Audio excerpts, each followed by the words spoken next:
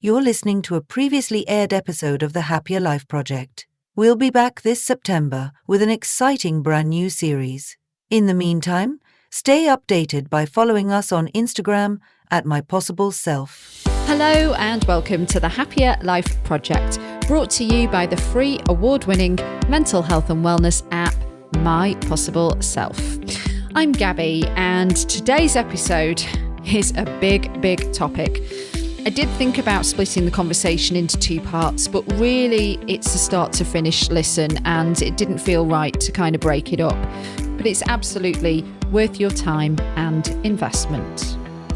We're looking at roots and relationships, specifically how we can heal from childhood origin wounds to break unhealthy relationship patterns. Now, you might be thinking, well, I had a great childhood. My caretakers weren't perfect, but they did the best. They were never abusive or anything like that. I've got no issues there. Well, that may be so. But what about what you observed when you were a child? Was your mum present? That could be mentally, emotionally, or physically. Did your dad have a bit of a short fuse and a nasty temper? Did you observe your parents keeping secrets from each other or gaslight?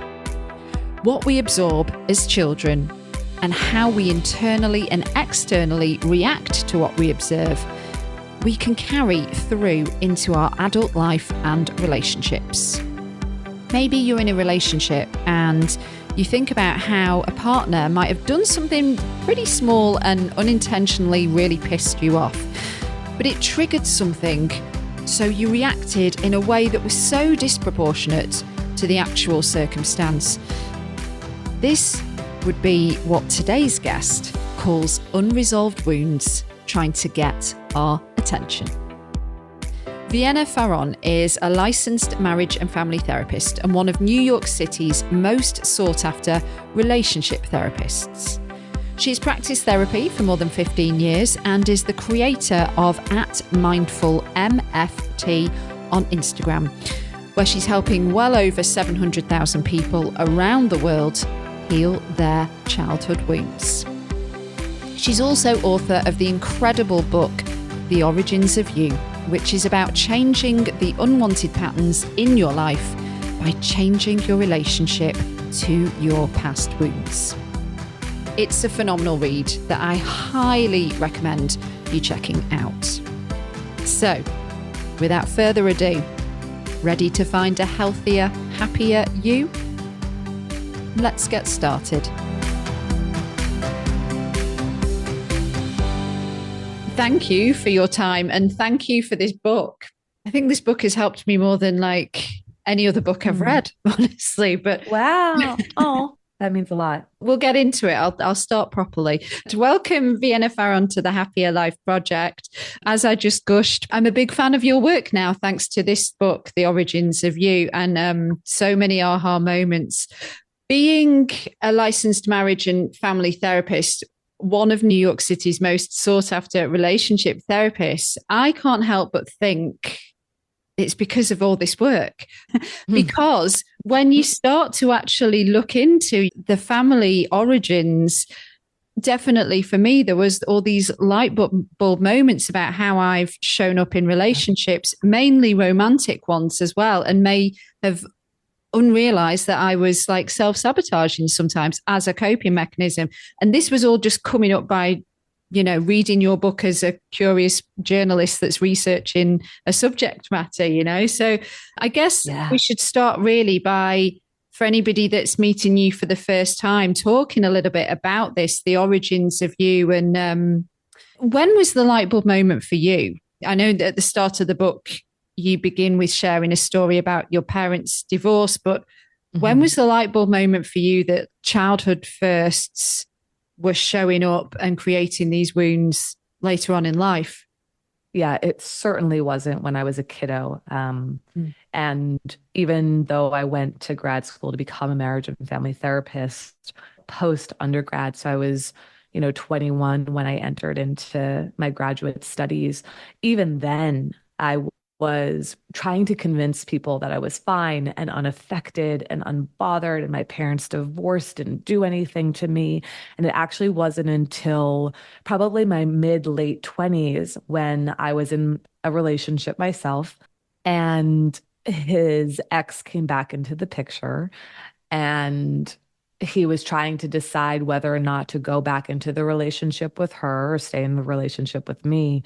And, automatically I'm like, of course, like this must be so hard for you. And, take the time that you need. And I sort of morph into what I called the cool girl persona, right? Like, Mm. I'm so understanding. There's so much context here. And I think both me as therapist who does actually understand that there's a lot of context and lots of layers why people struggle or feel stuck or, have a hard time making a decision. But then also the me, right? The individual me who was a conglomerate of all of the things that had happened prior to that moment and experiences that had shaped me.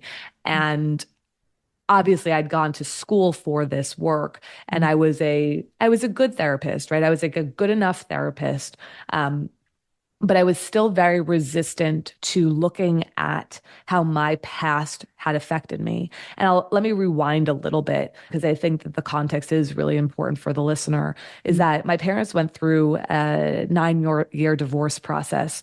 It was really, obviously, really long, objectively long. And there was just a lot of manipulation, gaslighting, psychological abuse, paranoia, just emotional flooding. It was intense. The conflict was really high. Were you absorbing that from parent to parent? They weren't necessarily taking it out on you, but it's actually what you were absorbing from their relationship. That's right.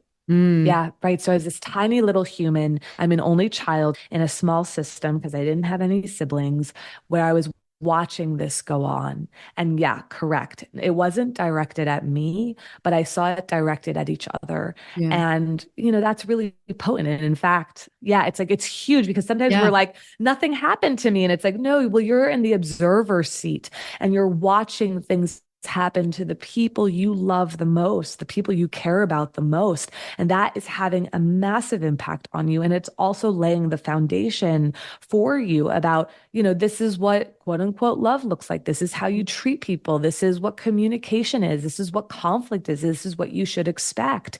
And so as a tiny human, I'm watching this go on and on and on. And my parents were crashing and burning. That's how I describe it, right? Like they were not well.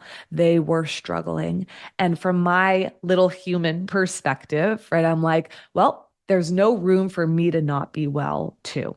Now, if we ask them, maybe they'd say, of course, there was room for you. We wanted to know what you were feeling, right? But it doesn't really matter because it was my perspective of the situation. And my perspective was there isn't room. You guys are not doing well. I can't add anything more to the system because then it's really going to break. And so I'm going to pretend to be fine and okay and unbothered and unaffected. And I'm going to put my energy into the things that I do, my extracurriculars. I got really good at whatever I put my mind to. And so I presented to the outside world like I was a well-rounded, well-adjusted kid, and I faked it really, really well. And the reason why I share that story is because I learned to stay far away from my own emotional experience. I learned to be far away from my own pain. I did not know how to be close, connected to it. I didn't know how to have a relationship with it. In fact, it was quite scary for me. And so I became this little girl who was kind of needless and flying under the radar, became a woman, right, who was also very needless and boundaryless and pretended like she was fine and unaffected. So we come back to the story that I was sharing before, where I'm like, of course, right? Like, I totally get it. This must be so hard for you. Don't worry about me. Take the time that you need. And I remember having a conversation with a friend at the time, and it sort of just struck me where I was like, oh my gosh, I am in the same role today as an adult woman as I was as a kiddo, as the way that I was going through my parents' divorce alongside of them, where I'm just this like unaffected, fine, I'm okay. I'm so disconnected from my own emotional experience, from my own boundaries, what feels respectful or disrespectful. And it really clicked for me. And it was, remember calling him up and removing myself from, the situation and just saying, I'm going to exit. And, I hope that you find a path forward for yourself that's aligned for you. And that was the end of it. And it was, one of the hardest things that I had really ever done personally for myself, because when you're someone who has historically said that you're fine, and then you finally say that I'm not fine and I am affected and I don't feel respected here, that is a monumental shift in your life. And it was for me. And it was so much that it was like, okay, I did this once and now I was like, oh, I can do that again and I can do that again and I can do that again. And so, that was probably the personal experience in my life that really was the catalyst, like really catapulted me into the work that I already cognitively knew was important to do, right? Because I had been taught it in school, but I hadn't quite been able to give myself the permission and like somatically move myself in that direction to allow myself to actually feel and create change from that place. And then of course, right, it's like I've also worked with so many people, individuals, couples, and families along the way. And like I said before, I was a good enough therapist, but we also know that until you can lead yourself further, it's very hard to lead other people past a certain point too.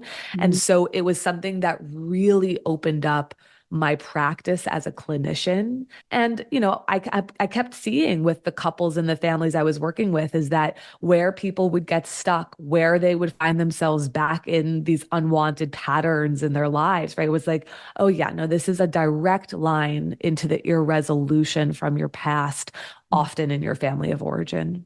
Yeah, and there's so many amazing examples in the book that you sort of share that just reinforce everything that you've just said in terms of like being a kiddo.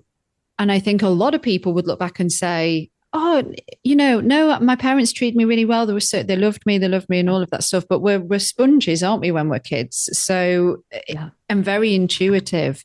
And so, like with what happened to you, even as a bystander, you're like, well, I don't want to make this worse than it is. So I'm going to kind of toe the line. And then I kind of learned to like squash down my own feelings, I suppose, or not feel entitled, or not even when you're a kid, you don't even know how to articulate it, do you? So could you maybe give a couple of examples of like these kind of wounds, these childhood wounds that trigger us in adult situations, things like trust issues and not feeling worthy. Yeah, if you wouldn't mind just kind of going a little bit more into this, because I just think it's going to be so helpful. Yeah, of course. So when I sat down to write the book, I'm like jotting down, scribbling down all the different wounds that I think, humans come face to face with. And then finally, I sort of thematically get them grouped into these 5 origin wounds that I describe in the book, which are the worthiness wound, the belonging wound, prioritization wound, trust wound, and safety wound. And listen, this is a framework. For some people, they might use a different language for it. Great. Do whatever feels resonant for you. But it felt like a good framework to give us as the reader to be like, oh, yeah, like I can maybe relate to this, or this one resonates with me. I could relate to about 3 of them. Yeah. I've had so many people who are like, is it possible to have all 5? Yeah. Like it is. And also, right, like we want to come at this from an empowered place as opposed to, oh my gosh, I have all 5 or I have multiple of these. And that feels really daunting and overwhelming, right? The goal is that this is a really helpful framework that helps us actually identify some of our pain and some of the things that we're still carrying that are dictating our lives for us so that we can find a way through. And so these 5 origin wounds, how they get created, endless ways. And the ways in which we internalize them, human to human, can look really different. So, for example, if you had a parent who left, who abandoned you as a child, that might get internalized as a worthiness wound for someone. They might say, my parent left because I wasn't good enough for them to stick around for. Someone else might internalize it as a trust wound. The most important people in your life, they don't stick around. The people that you're expected to trust, they just betray and disappoint you. So don't trust anyone. So I want to just say that out of the gate here, because I don't want anyone to feel like if you hear a story that resonates with your story, that it means that that's the exact wound. You have to really connect it for yourself to think like, what's the story that I created from this? But let me start with the worthiness wound, because this is really the one where I'm like, I think every single human on the planet probably rubs up against a worthiness wound at some point or another. Yeah. But for the folks who really have it as a primary wound, a lot of ways that this gets shaped in our earlier years is through conditional love. So if I have any pleasers or perfectionists or performers who are listening right now, your hands are up. This one will probably resonate with you, because I think there's this idea that like, okay, if I perform, if I please, if I'm the comic relief in the family, right? If I do the thing that the adults want me to do or need me to do, then that is the way that I get love or connection or attention or validation. And so it's like, okay, you bring home the straight A's, or you score the hat trick on the field. Like those are the things that make your parents come closer to you, attached to you in a way that feels meaningful for you. It's also like, oh, if I'm funny, then maybe dad stops hurting my sister, right? So we're looking for the conditions of how the family operates. And as kiddos, we really notice like, okay, when I do this, here's the reaction that I consistently get. Here's the response that I consistently get. If I do Y, here's the other response that I consistently get. So we're starting to learn like, okay, love, right, is conditional, or being chosen is conditional, or, getting validated by a parent or the adult figure in my life, right, is conditional. So we're looking for that. Another way that, a worthiness wound can get created, of course, is with statements of harm, right? For the folks who maybe just heard verbatim, like, you have no value, right? You're unworthy. And it's like, these are really painful things that some of us do hear growing up. Yeah. What's wrong with you? Yeah, what's wrong with you? Exactly, right? So that's going to swing also into a safety wound, because it's going to be part of, verbal abuse. But again, the way that we get it, we internalize it. So for example, I grew up, I had mentioned this before, but my dad, when I was like well behaved and I did what he wanted me to do and I was easygoing, then he was very present and available and super helpful and fun to be around. And we had like so many great memories. But when I was challenging and difficult, say as like a teenager, and I was, just like battling a little bit and nothing out of the ordinary, but just sort of showing up as your sort of like teenager self, right? Then what would happen is he would punish me by giving me the silent treatment. And why I share that story is because it did contribute to this worthiness wound, that I'm worthy of connection and love and presence and support and help and fun and all of those things when I'm easygoing. Right. But when I am more challenging, then I learn that those things go away. Right. Sometimes for days, sometimes for weeks on end. Right. And that was a really significant shaping experience for me. And it also kind of layered on top of the belief and perspective that I held already, is that like, you guys are already crashing and burning. There's not a lot of room for me to struggle anyway. And then on top of it, when I'm challenging, right, it's like that, then love is taken away from me and contact is taken away. So it was another layer that really reiterated that in order to have ease or peace or love or connection in my home, I needed to show up unbothered myself and unbothering of other people too. God, it's such deep conditioning, isn't it? It is.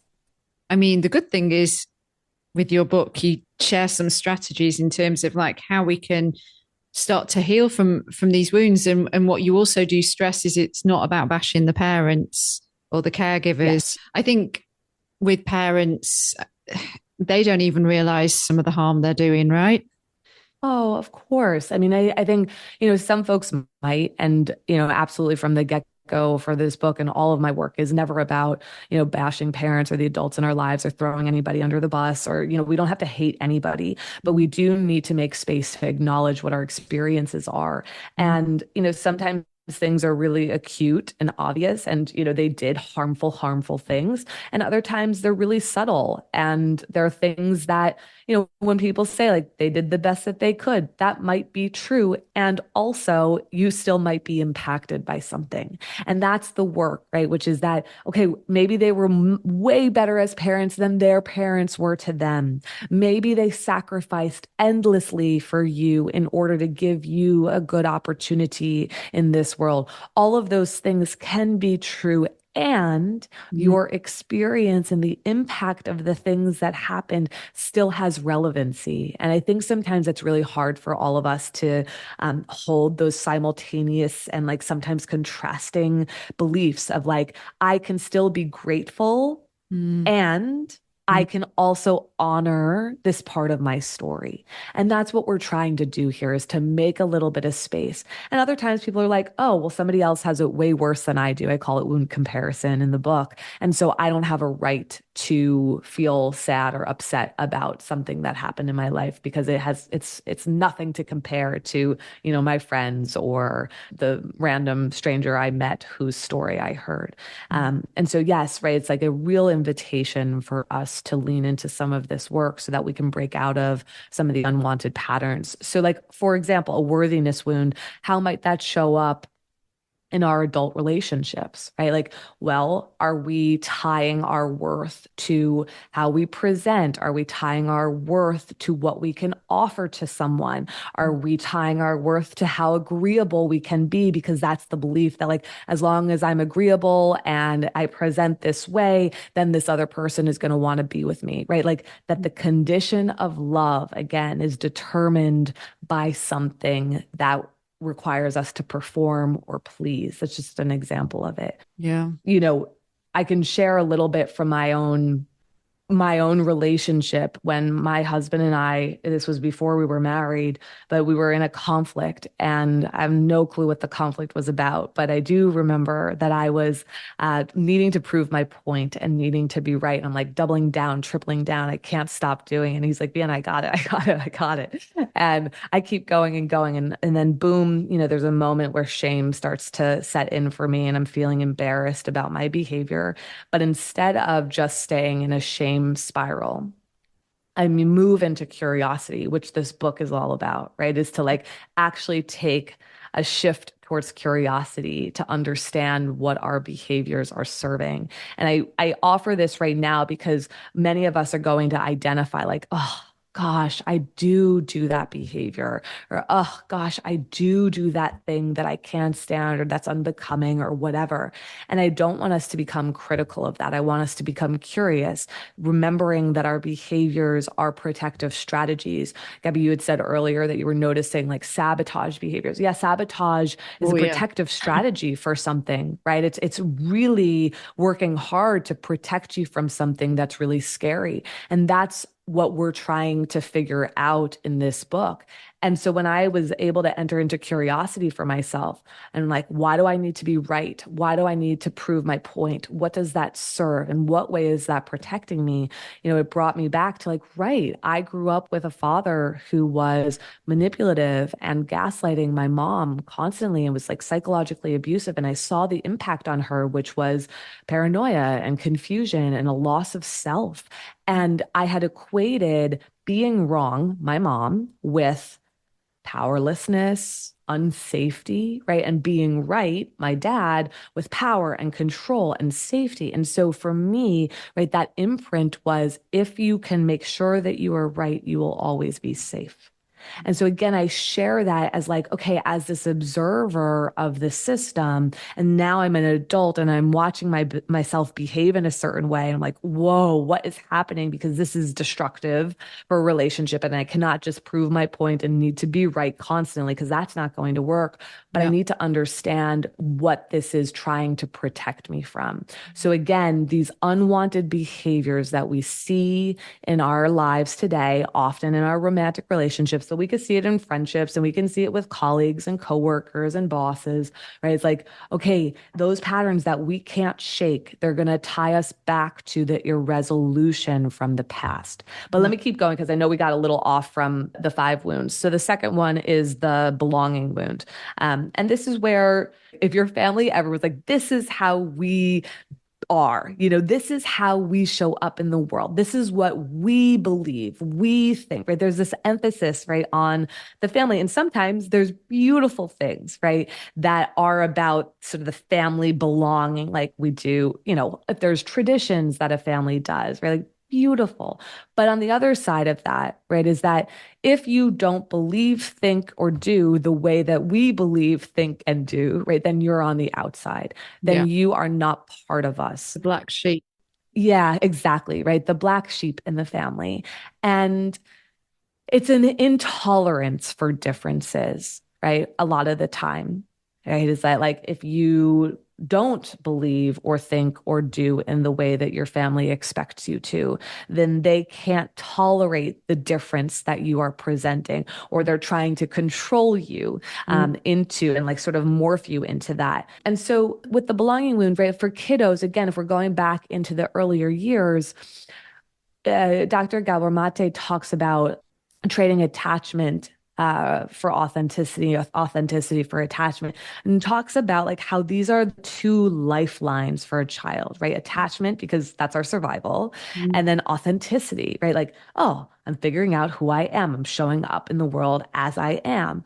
And if authenticity isn't honored, if there's no space for authenticity, right, then a child is going to trade authenticity for attachment every time because it is survival, because we need it. And so there's that loss, right? Is like, who do I need to be in order to belong here, right? In order to fit in here. And so, again, with the belonging wound, we also see social impacts and societal impacts, and all of that plays into it as well. But of course, when we're looking at the family of origin, right, this first system in which we are learning that you can be as you are and belong here, or you can't be as you are and belong here, right, then that's sort of the origin of where that wound might originate. So how might that show up present day? The desire to fit in, boundarylessness, right? It's like, FOMO, right? It's like, okay, I need to be a part of something, so I will cross my own boundaries, or I'll do it at the expense of myself. Or maybe somebody's swinging the pendulum, right? So yeah, the black sheep, and sometimes kiddos take a path of adaptability for a while, but then they might take a path of opposition, right? Where it's like, all right, now I'm going to show up and no one's going to control me, and I'm going to do my own thing, and I'm going to just find my own way, and I don't care what anybody has to say. I don't really care about fitting in at all. And so there can be that pendulum sort of swinging from one extreme to the next. And there's a loss of self there, which is really, which is really impactful. I think about a friend of mine. I used to live in Nashville, and I think he was from Louisiana, and his father was a minister, and he's gay. And he was just, the family they just kicked him out because of his sexuality. And, and I remember this because you give a sort of similar-ish example in the book in terms of that belonging. And he would kind of talk about it quite matter-of-factly, but I could feel the pain, underlying in it all. But I just thought it was absolutely horrific.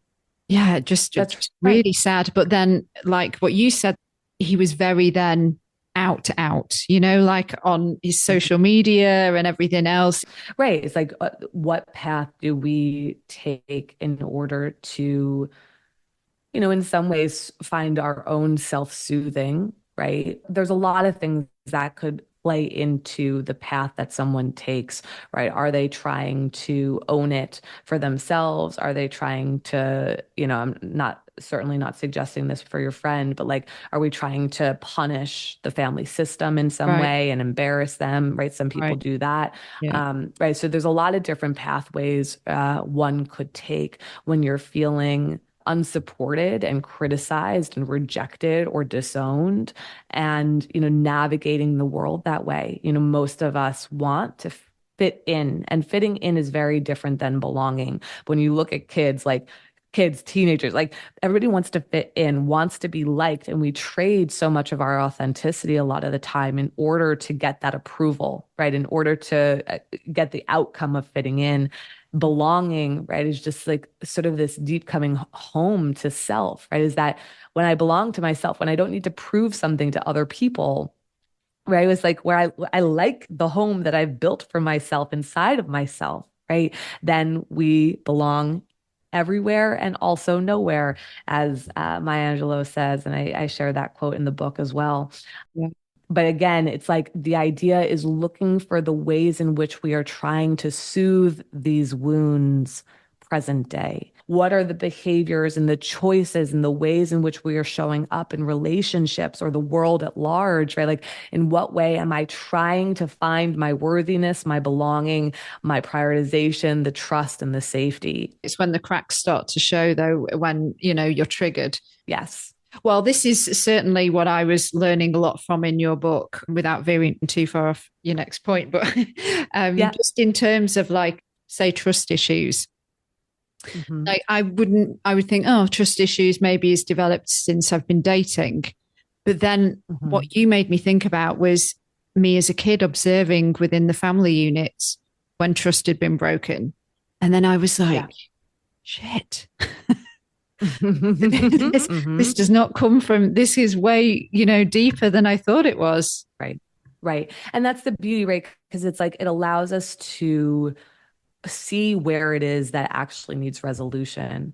Trust ruptures can be big ones like infidelity or affairs, if that was something that happened in the family system at all. There's significant trust ruptures, betrayals, deceits, lies that can happen, right? Maybe somebody gambled away your education fund. Maybe somebody, took out a credit card in your name when you were a child, right? Like, those things happen. But then also it's in the subtleties of, promises that we don't follow through on as adults. So a parent keeps telling you, yes, we'll go for ice cream. I promise we'll go for ice cream. And then we don't do that consistently. I'm not talking about a one-off because, oh, shoot, the plan changed and we had to, right? I'm not talking about that, but the consistent repetition of, oh, like your word doesn't follow up, right? Or like, I wait for my parent to pick me up at school and they promise I'll be there on time. I'll be there on time. And every single time I'm the last one to be picked up, right? It's like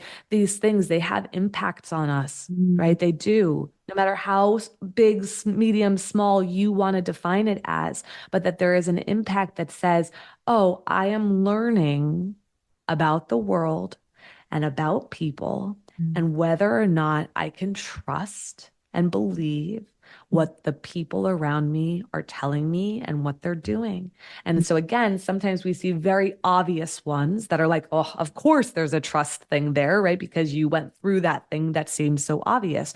But other times there are really subtle ones, like I just said, and looking for those things to see like, oh, like that did put the first rupture there for you in how you relate to trust. It's the same thing I share about an example of the prioritization wound in the book. And right, like when we as kiddos don't feel like we are important to the important people in our lives, they might be workaholics, they might be struggling with addiction. Maybe there is a sibling who has a mental health challenge where their attention is going there, right? It's like the distractions that take away from prioritizing you as a child. Maybe they have high conflict and their conflict is taking over, or your parents are divorced and your mom is starting to date again and she's getting kind of swooped up in the dating world and seems like all of her time and attention is there and she's not focused on you. But there's a lot of things that could happen. I share an example with a client, Andre, that's his alias in the book, where he loved his mom, respected her deeply. She was a single mama working multiple jobs, doubles every day, except on Sundays where they would go to church together and then go to brunch afterwards. And that was the time they had together before she would go to her afternoon shift. And he would sit here and say, like, she's doing everything she possibly can, sacrificing so much to prioritize me. He could really rationalize it, and it was true. And what was also true is that Andre had a prioritization wound, which was that he wanted to feel prioritized by her through time spent with her. And it was like what we were saying before, both can be true. Mama is doing her absolute best and she is sacrificing so much and she is trying to prioritize an incredible life for her son. And son, Andre, still wants time with her, more time with her, and wants to spend that time and be prioritized through time spent, right? And so it's like, okay, how can we begin to spend time with these wounds so that they're not driving our lives anymore, right? So Andre was showing up in a relationship present day where he was actually deprioritizing his partner, right? So again, sometimes it's like the wound might show up in a repetitious way of like, oh, I chose a partner who's a workaholic and doesn't prioritize me. Or we sort of embody the wound, right? And we're like, and we wind up extending that wound to the person that we are with. And then the last one is the safety wound, which when we're talking about the absence of safety, we are also talking about the presence of abuse. And so it's it's a tender chapter for sure, that I, tell people that definitely take good care. But we're looking at abuse, all different forms of it, negligence, recklessness. And, with trust and safety, it will often present as hypervigilance in an adult, right? So somebody who's constantly scanning their environment, maybe they're having to check their partner's phone or email or DMs or, like always looking over, seeing what's going on, but just feeling like the hypervigilance is the way of creating safety or trust. It's an illusion, certainly, but a way of creating that for themselves present day.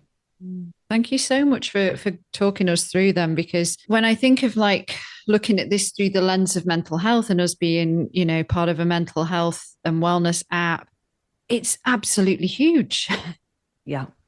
But I just, again, I think like so much we don't even realize that we're so deeply conditioned by what we've absorbed that, when people come to a therapist and you note this in the book as well, like they come for one thing, but actually it's not the real root of the issue.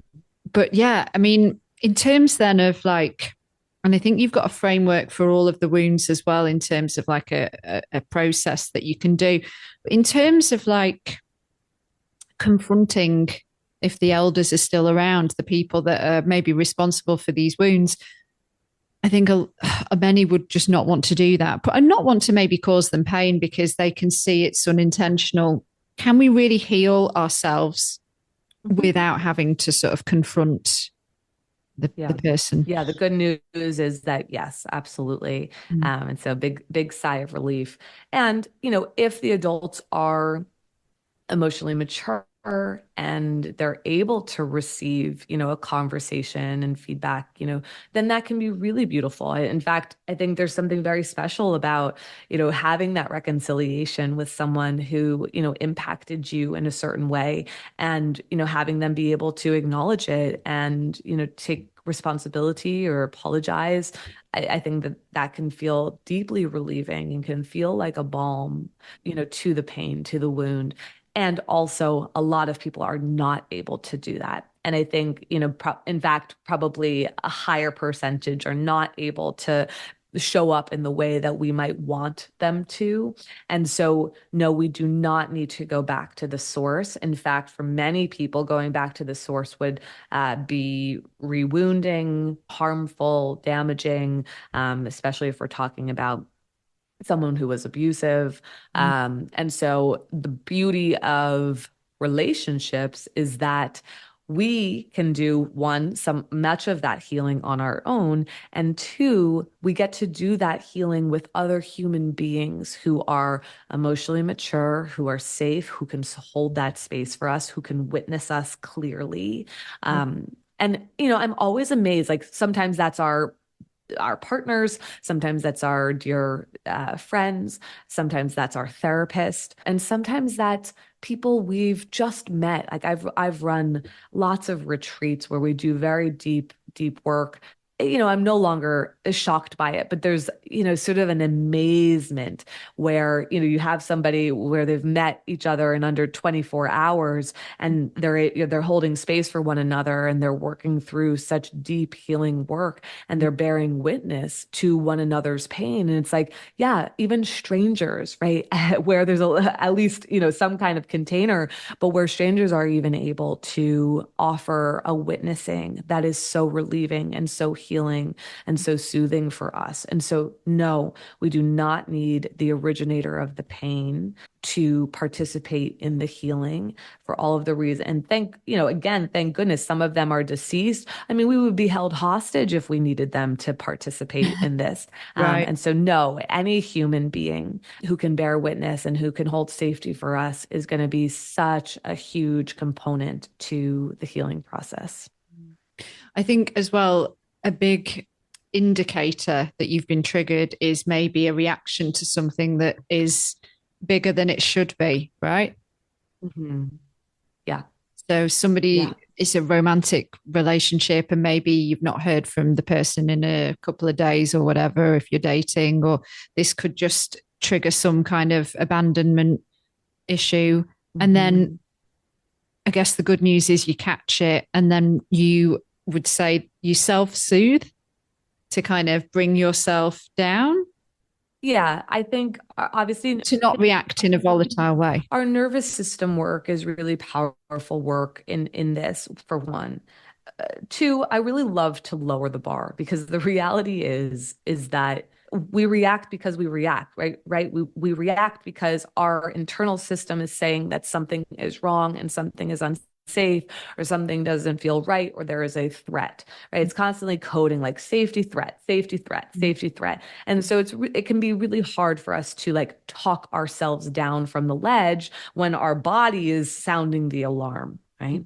Now, again, that's why nervous system work is very helpful to begin to have some type of relationship with the body, to be able to soothe, to be able to learn, where there is a present day threat as opposed to a historical threat that is presenting. That's why we always say, you'll hear therapists say, you make sense. You make sense with context. We all do. We all make sense with context. It might not make sense based on like, whoa, what just happened? If you've ever had one of those moments where, a partner or a friend reacts to something, you're like, whoa, what happened? And you're like, what did I say? Like, what just went down? And something did actually go down, even though it might not have gone down in this particular moment. So we make sense in context, but the more that we understand our history, right, and our origin wounds and our story, right, like that is going to help us work with these parts when we are activated in the current moment. So again, I always like to bring the bar down for us because, this is lifetime work. It really is. It's not something that just happens overnight. It's lifetime work that we come to over and over and over again. The charge changes, right? When I think about healing, I'm like, oh, the charge is what lessens. It doesn't, the scar goes away. The wound is gone. You'll never confront it or face it ever again. You will, but the charge that it has on you starts to lessen and weaken. And that's the practice that we're trying to do. So, right.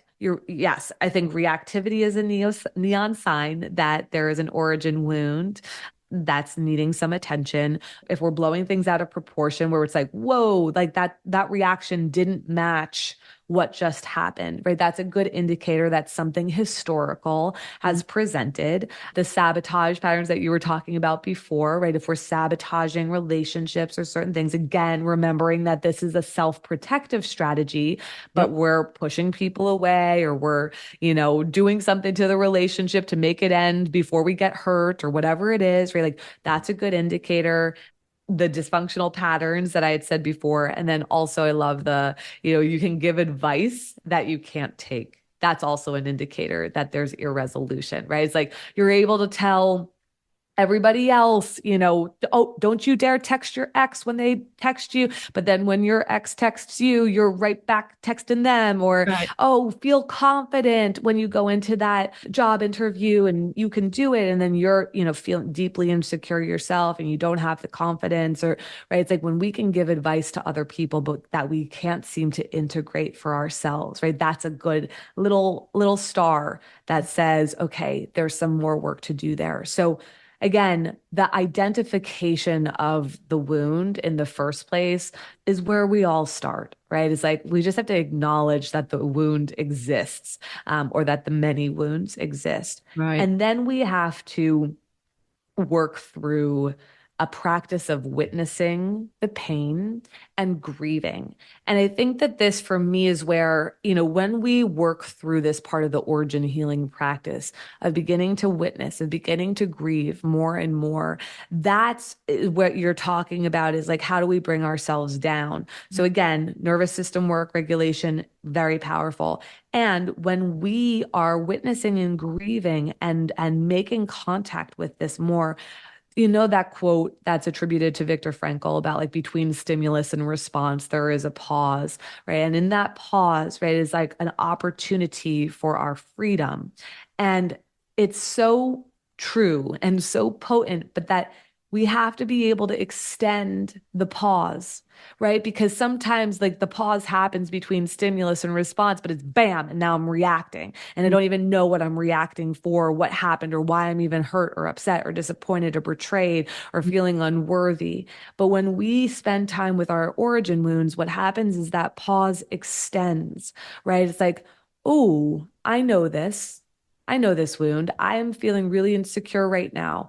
I am feeling unworthy, or I'm feeling like I'm struggling to trust this person right now, Yeah. or I'm struggling to feel like a priority in this person's life right now, and noticing that. And when we have spent adequate time witnessing and grieving the origin pain, the origin wounds, then we start to move more into an empowered state, which says, how do I actually want to respond in this moment? Because this book is not just about identifying your wounds. It's also about seeing the ways that we respond to them, usually from a self-protective position, and shifting it to a relationally protective position. Because if I am self-protective, that usually means that I'm becoming critical of you, or I'm going on the attack, or I'm defending, or I'm shutting down, or I'm putting the wall up. We're jumping to worst case, right? Yeah. It's that negative inner critic, isn't it, that you've got on top of the wound. And then it's like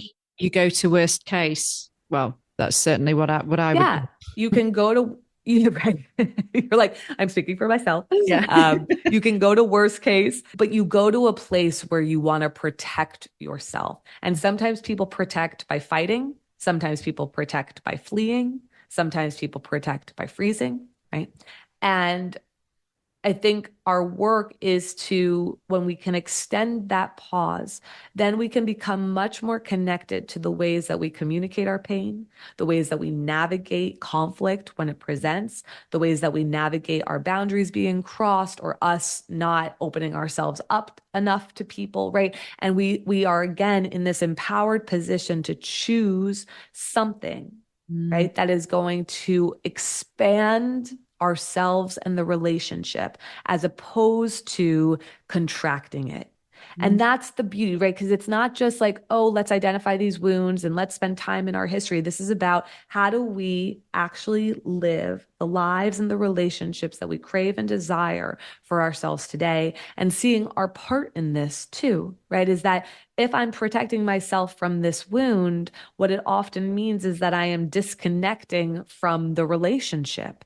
And part of our work is, how do I connect to the relationship and work through this, yes, individually, but also relationally as well. And it's hard, it is hard work, but there is a path forward for this.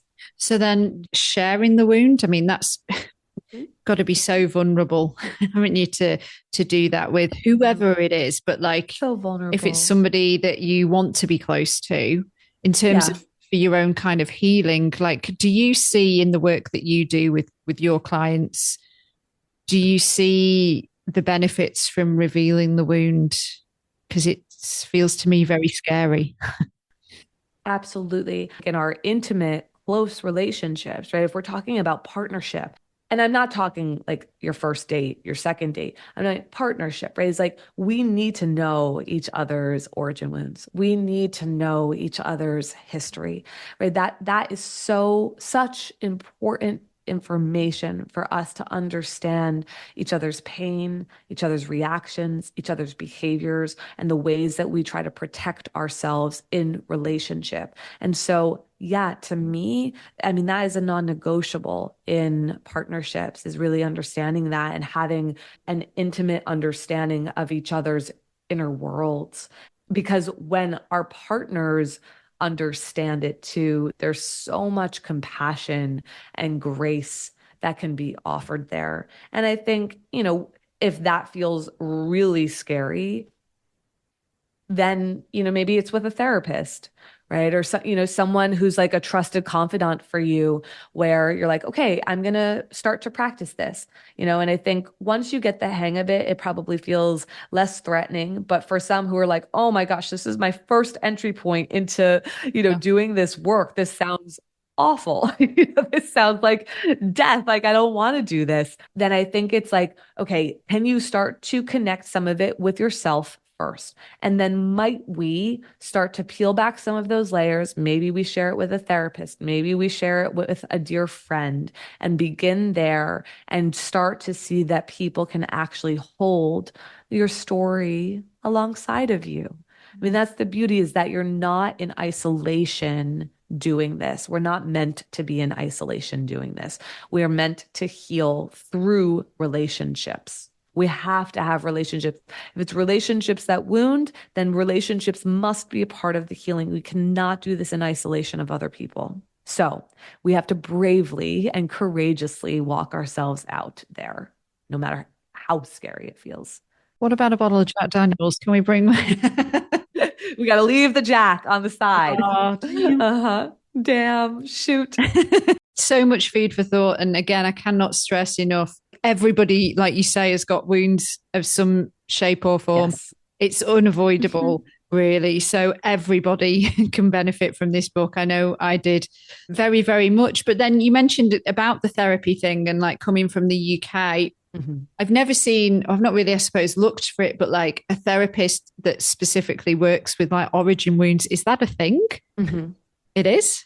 Well, certainly this is my terminology around like the origin wounds, but marriage and family therapists are trained in family systems, right? That's our work, is understanding the systems that we all grew up in. And so I think that perspective, if you are interested in doing some of this work one-on-one with someone, and I love that you hold such a beautiful space for, such a large UK community, and especially where it's like, maybe not as therapy focused and, prominent in the same way that maybe it is in the US. Right.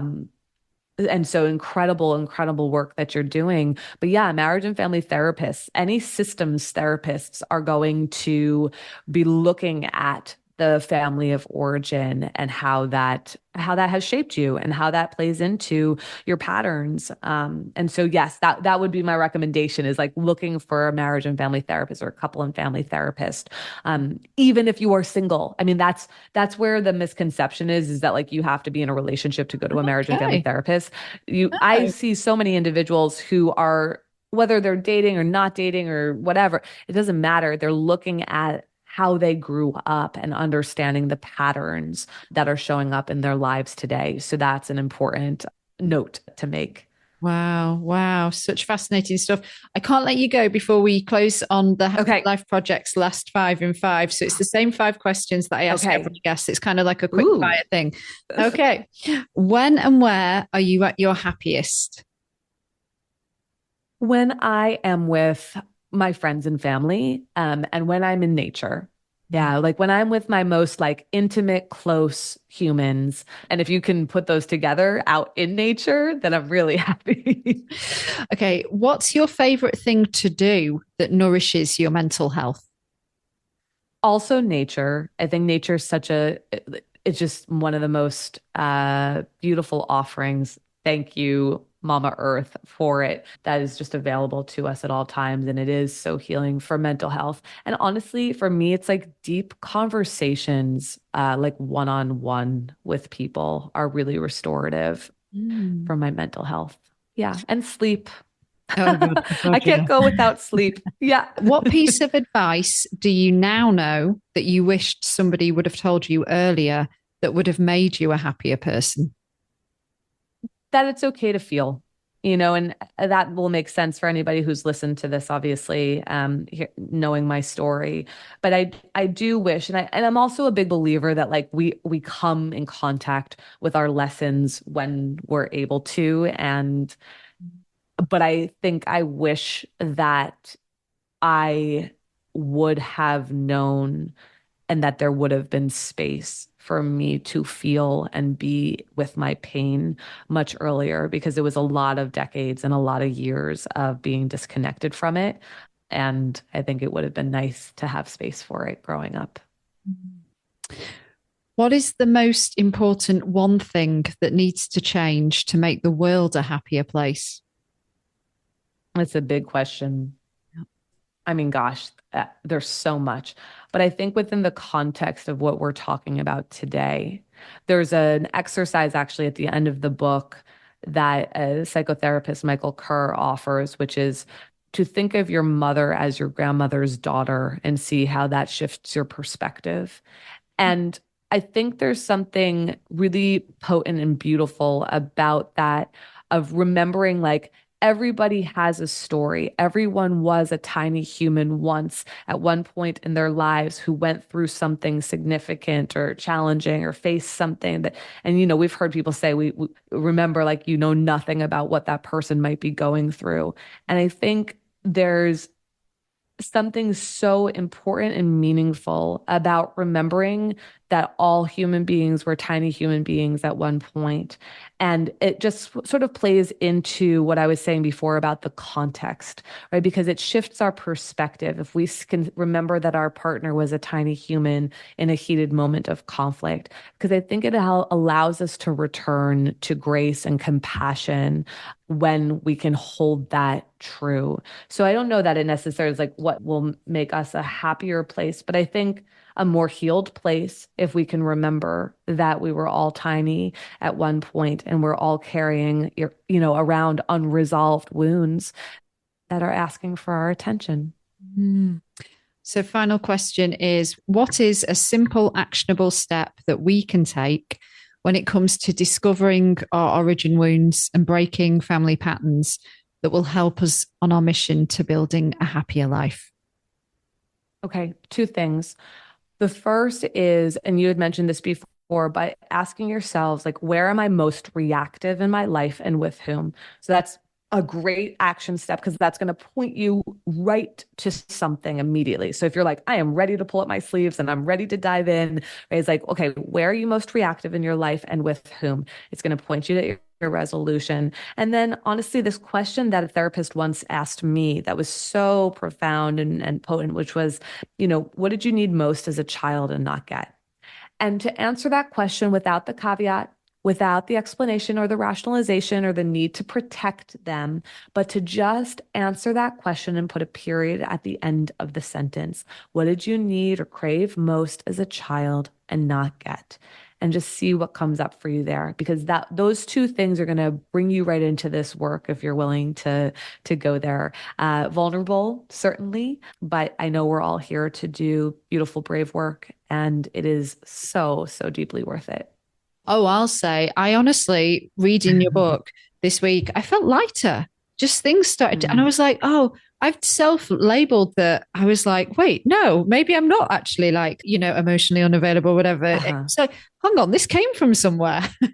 Right. And that's it, right? It's like going from the self-critic to the curiosity, which then leads us to compassion and grace. And again, it's not like, oh, this makes sense, and so I'm going to just stay this way for the rest of my life. Like, oh, this makes sense, but now I don't have to just be at odds with this part. Instead, I can see that it's trying to protect me from something, that it's in service of something, but it's sort of out of whack, right? Because the things that were in service for us before as kiddos are usually not the same things that are of service for us as adults in our romantic relationships or our friendships or just the intimate relationships in our lives. And I think there's just an update to our operating system, that needs to happen. And so, yeah, The Origins of You, I think, the reason I wrote it was that I know that so many people are never going to go to therapy, or, they don't have access to it. And I also know that it's really vulnerable work that some people want to do from the comfort of their own home, and it's like, I wanted to put something, like package something for people to be able to begin to do sort of at their own pace in the comfort of their own home, to begin to dive into this very important work. So yeah, well, it's certainly a book I'm going to be returning to. Yeah. So thank you so much for writing it. And thank you for your time today as well, and being so generous with it. Just incredible stuff. So for people to find you, I know you've got a huge community on Instagram. So it's Mindful MF for Freddie T. Yeah. As in marriage, family therapy. Right. So yes, you can find me there. You can follow me there. In the link, you can see all the offerings and whatnot. If you're in the States, we have a group practice of clinicians who practice very similarly to me. But if anybody's looking to do some of this work, and we also have a mindful coach on the team who can work with anybody, anywhere. So if people are really interested in diving into this, you can reach out. And you've got your own podcast too. Yeah, This Keeps Happening, where I talk to anonymous guests. Such a good name. Yeah, it's so good. And it's been wonderful, about challenges that they're facing, origin wounds that they have, patterns that they can't shake. So yeah, that's been a fun project as well. Yeah. Well, yeah. Thank you for all this content. I'm sure it's just helping so many people. Helped me. Thank you. Yeah. Good. I'm so happy to hear that. Thanks, Gabby.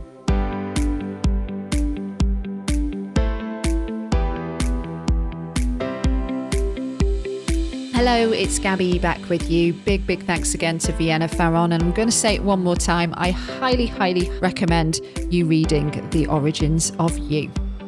And a big thank you to you, my friend, for listening to this very episode of the Happier Life Project. Now, one more thing to do, and you probably know what I'm going to say. It's time for the important housekeeping.